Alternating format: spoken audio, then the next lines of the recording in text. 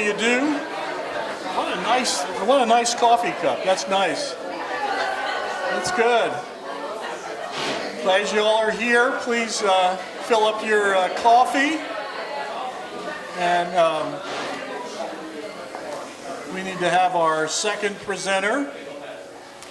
We also cannot forget, when you leave here today, if you would look across the street at the Brunswick studio, Ed Hose has a big mural on the window there. Adds a lot to town. And yes, Susan. I'm sorry, I'm talking today. Here, if you want In to. this month's Paisley, just real quick, in this month's Paisley, this is their 100th issue, and their readers decided that their favorite cover was Ed. Aww. Out of 100.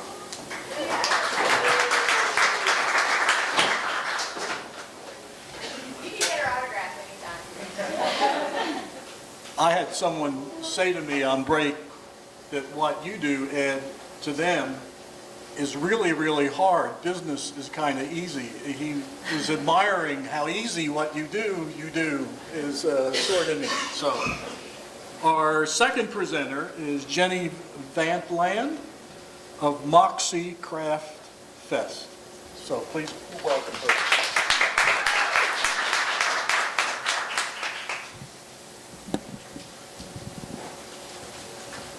Is that good? Okay. Hi everybody, my name is Jenny Vantland, and yes, I am the founder of Moxie Craft Fest, which is a group of local makers committed to bringing a fresh, eclectic vibe to the Golden Isles through handmade goods crafted by local artisans. That's our mission statement. I don't have that memorized yet. I probably should. But let me just give you a little bit of background about myself. My husband and I moved from Charlotte, North Carolina about 2.5 years ago. And while I was there, I started a very small Etsy shop, just kind of out of boredom. I had just had my second son, and actually I needed a headband for my sister's wedding and couldn't find one that I wanted, so made one thing led to another, and I launched my Etsy shop. If you don't know what Etsy is, it's an online website for makers and artists, and launched that in 2012. And just really kind of let it grow organically. I didn't put a lot of effort into trying to get business. I just waited for people to find it, and it just kind of started taking off. So as that started taking off, I do felt flower crowns and embroidery, modern embroidery pieces. As that started taking off, I wanted to find markets to sell my things at. Just markets like Saturday markets or special art festivals. And if any of you are entrepreneurs who sell at farmers markets or arts markets, you know that it takes time to find your niche. There were lots of markets that didn't work out for me. It wasn't worth my time or money. And then others that just really clicked, and they were, I say, my tribe. People just got what I made, and I did well. And one of those markets in Charlotte was called Vintage Charlotte. It was kind of we call them indie markets. So indie just stands for independent. And really, I feel like it's a lot of artists, usually younger, but not necessarily, who are a little bit ahead of the trend. They're setting the trends for style and for what's popular. And so that's the kind of market it was, just very high energy, good music, food trucks, just kind of a young, cool event. I did really well at it. And even if I didn't do well at it, I would have wanted to go just to be around those people because it was just fun. So when we moved here 2.5 years ago, I was super impressed by the art scene here. I think the Glen Arts Association does an amazing job with all of their art events and just what they provide for our community.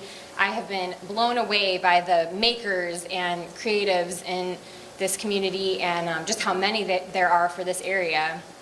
But as I kind of started checking out the different art markets and art events, particularly on St. Simon's, there were just a couple of things I didn't feel like my things would quite fit into that style. and also the price range, the price point. My things, I sell my headbands for like $8, and a lot of people are selling their products for, or their photography or whatever for hundreds and hundreds of dollars. So it was just a difference in style. And so I just began to start thinking about starting my own event here that would be geared more towards a younger crowd, a younger demographic, that would celebrate arts and handmade products. And so I just began Googling Etsy shops from Jacksonville to Savannah and all in our area, and I just started writing different artists and asking them, hey, if I start an event like this, would you be interested in participating? And I got so much positive feedback. Yes, I would love that. I've also been looking for a market to sell at. So I started really thinking about doing it, and I got an email from a girl named Sarah Allreed. Some of you might know her. She's born and raised here. Contacted me and said, hey, I've also been thinking the exact same thing for a couple of years. Would you want to partner with me? I said, yes, thank God. I don't want to do it by myself. And she was the perfect partner because she has a background in graphic design. So she did our logo and our website and just set all that up for us. I really could not have done it without her. So we had our first market just down the street at the Wake Up Coffee Roastery. Some of you might not even know it exists. It's where they roast their coffee beans. Really, it's like a room with an empty courtyard in the back. And so we had our first market last November 2015 in that courtyard. It was super industrial, really raw. I mean, we were hauling out pieces of wood. There was water dripping from the roof. But as soon as our vendors set up, it just became this really cool little space. And we got so much positive feedback from people just saying like, I came back here and it just felt like this secret club back here, and like the way you guys curated it was just really on point. Like it was everything that I liked, and I bought something from everybody, and so it was just really successful, and we were happy. We didn't make a penny off of that one because we put all of our sponsorship money into advertising. But so it was successful. Unfortunately, Sarah got bit by the movie bug, I guess unfortunately for me. She worked on the Ben Affleck's movie down here and ended up taking on a job with a movie production company in Savannah. So she couldn't partner with me anymore, but she really set me up with the website and everything. And so I was like, okay, I'm gonna try and do it again by myself. Launched our second market this past May. But this time I moved it into Old City Hall because we just had such an influx of applicants, and we still do. Old City Hall I chose because I love the character of the building. I really want Moxie to stand out from other art events here. I don't want it associated with any other like arts market, so I don't want to do it on the island at Neptune Park. I don't want to do it at Mary Ross Park, even though those venues are awesome and I need that space. I just really want to keep it different. So right now it's at Old City Hall. I love it, but we are tight and I do have to turn applicants away.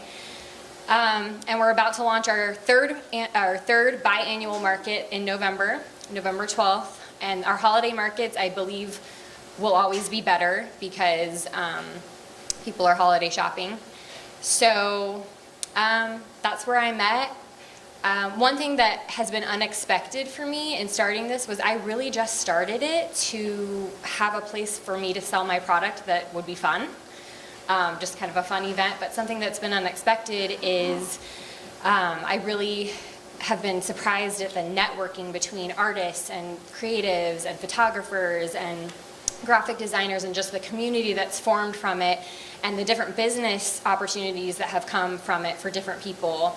Have been amazing, and now we've got some of our original Moxie artists selling in different people's shops and boutiques, and then also, you know, artists from Savannah, Jacksonville connecting with artists here, and it's just been really, really cool, the community and the friendships that have come out of that, and I believe that it's just going to continue to grow and get better that way. And then I guess two problems or things that I have questions about that maybe you guys could help me with are sponsorships. I have sponsors and I've had sponsors every time and I love my sponsors. I really like to partner with creative types, but I would love to grow my sponsorships because if I can grow my sponsorships, then I can pay for more advertising, and if I can pay for more advertising, I can get more people to come shop, and that's the key. I'm not having a problem getting vendors. I have so many vendors from Savannah, Jacksonville, and this whole area applying that I'm turning people away. It's the getting enough people to support those vendors and keep coming. So I would really like to know how I can get more sponsorships, maybe do that better, and have more money to advertise. And then the second thing would be just, I would really like to keep expanding and see where I can take this.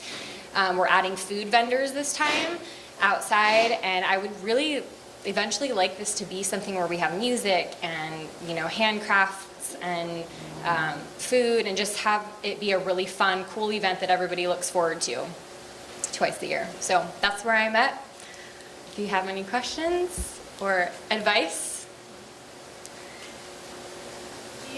Do you have a vision for like another location to have more vendors, like what your dream location would be? Oh man, the location is the hardest part. It's really the hardest part because it has to be affordable. I think that But like if money was no object, Oh. like what would your dream location, do you have something in mind? I don't know, I'm torn. I think outdoor events are really fun. There's a vibe with outdoor events that is good, but I'm so scared of rain and heat, and I like having electricity and have it inside. So I guess Old City Hall is my dream location, but like double, so just like a cool old building with lots of character, or a warehouse. I've thought about like an empty warehouse. It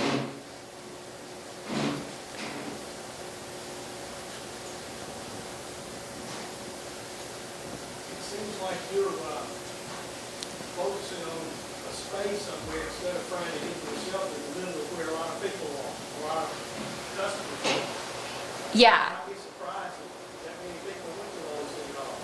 Well, that is a little bit of my strategy, actually. When we first launched, people kept saying, you need to be somewhere where people are walking by. You need to be visible. And I disagree a little bit with this kind of market. I feel like the kind of event that I'm trying to do, I want people to have that on their calendar because they'll go anywhere to shop at it. That's the type of event that I sold at in Charlotte. It didn't matter where it was. It wasn't in a walkable, visible location, but people knew about it because of social media, because it was so popular. It didn't need to be somewhere like Neptune Park. So yeah, for me, actually, it is more important to keep it quirky. I guess that's part of the appeal rather than accessible. Hello. There are towns and cities like this that have been killed pretty much by shopping malls, et cetera, that are struggling to come back. Have you tried the chambers of commerce of those various cities and towns like Brunswick that could give you some kind of direction or help or locations or anything like that? No, I have been working with the Downtown Development Authority. They've helped me a lot and have really given me a good deal, like with my rent for Old City Hall, and are super supportive in that way, but I haven't really done any other kind of investigating or anything like that.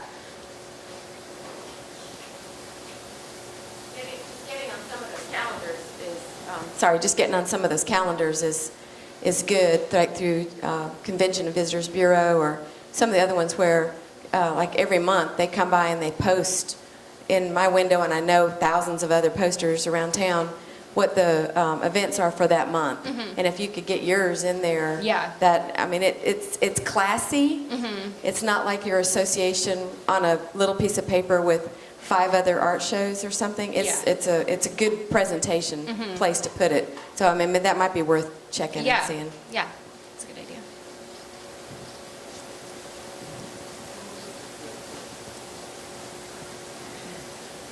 You mentioned you were aware of outdoor locations, and I'm assuming you've checked throughout, whether it's St. Simon's or Darien, like a Gascoigne Bluff and those areas, where it is a little unique and not the traditional setup like you see it down the pier. Right. So, I haven't really looked like, I haven't even thought about Darien or anything like that, actually.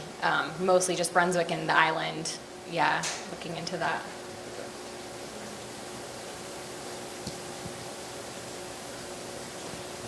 I understand where you have it and why you have it because I love going there. But have you ever thought about expanding it outside, like maybe in the square that's right down the street or even these streets here? That way you could take more people maybe? Yeah. I know Yeah. that's not undercover, but. Right. No, I have, and I almost this time did that. In fact, our food vendors will be outside. But I have thought about that. I'm just not sure. There's a part of me that wants to keep all of the action together and I don't want any vendors to feel like, well, it was better inside or it was better outside, but it may come to that. They have offered me the park, like the grass right next to it. So that is an option. I could spread out there. A reduced fee. Yeah.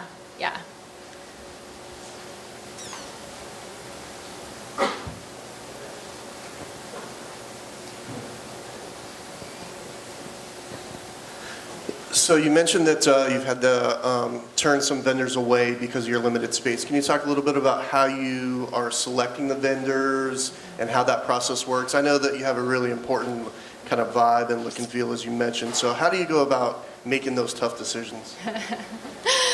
Oh man, I knew someone was going to ask this.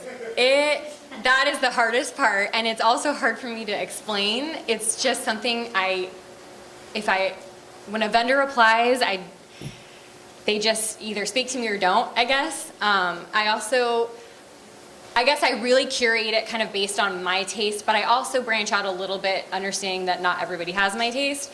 But I'm very non-apologetic for how picky I am, I guess, because that makes Moxie Moxie. I'm very particular about who I take on. It's hard because most people that apply are good artists. It's not that their art is bad art. It's just I want it to be very specific for the demographic that I'm trying to reach. So I guess based on what's popular, what's trending right now, most of our artists are in the young kind of, I would say 20 to 35, 40 range. But we have an older couple coming in, Adrian's Wood Products. I'm sure a lot of you have seen them at different events. They do beautiful like wood cutting boards and wooden bowls. That's really popular with the younger crowd right now, this kind of organic, natural. So you don't have to be a younger artist, but you have to appeal to a younger demographic.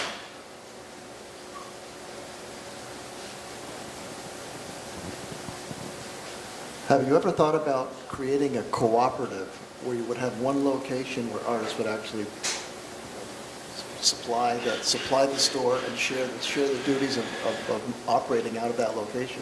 Having a shop, you mean? Yes. Ooh, no. I don't know. I have 2 little boys. Oh man, I don't know.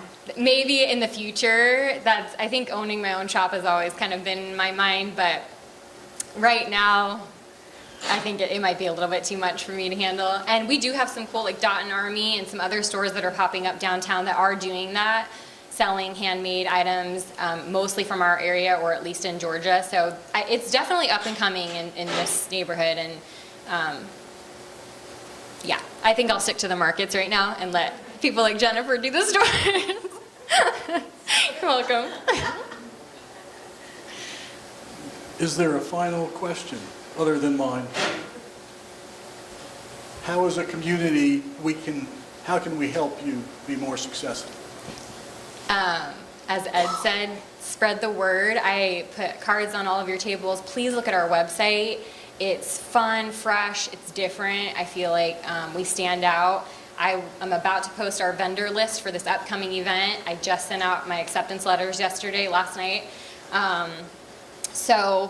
Yeah, just spread the word, like us on social media, and come and shop and support these handmade local artists. We would really appreciate it for the holidays. It keeps money in our local economy and out of the big box stores, so we would really appreciate it.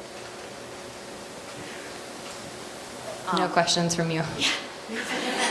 I'm really hoping everybody comes to Moxie, but when they go to the website, are they able to find the vendors and shop local online as well, or we should just go and shop at Moxie, which of course we should do? Yeah, there are links, so if they click on your name, this woman is selling, Elizabeth's Pottery, they'll click on Elizabeth Pottery and it does go to your website, so they can shop directly from the website, yes. Thank you, thank you. Here is some handcrafted swag. There you go. We appreciate you coming. Thank you. Please spread the word, come back. Maybe actually present. You all could come back and present. You all could come and present. Hint, hint. You can apply on our website, or please don't forget the app for your smartphone. And our next event is November 2nd, and our two presenters will be UDA Star Foundation and Lady Hanover Press. So this concludes 1 Million Cups Brunswick Hurricane Edition Part 2. Pardon? That's right. This is our second hurricane meeting. This is our fault. So glad you all could come. Be safe and stay dry. Thank you very much.